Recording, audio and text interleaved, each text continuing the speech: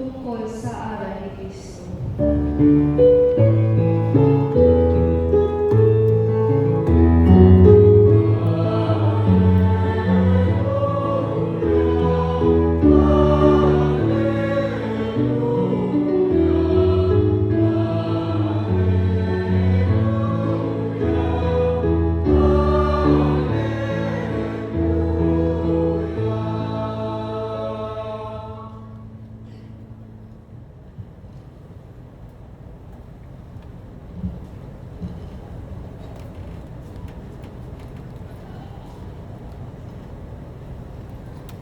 Sumainyo ang Panginoon. At sumayin.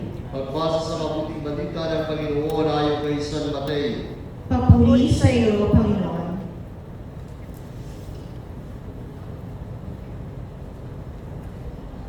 Noong panahong iyon, sinabi ni Jesus sa kanyang mga apostol, huwag kayong matakot sa mga tao.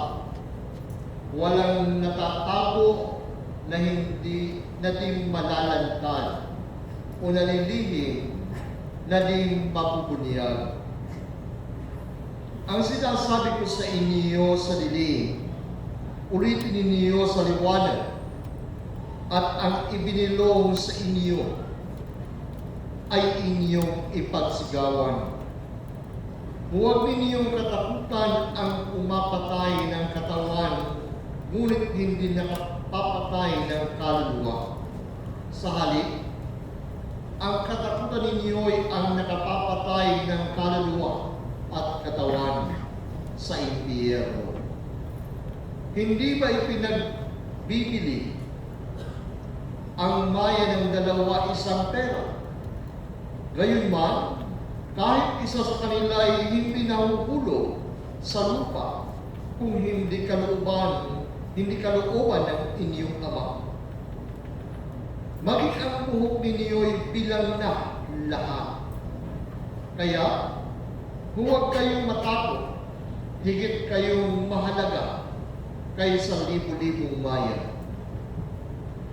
Ang sino mang pumilala sa akin sa harapan ng mga tao ay kikilalin ko rin naman sa harapan ng aking Amang nasa langit.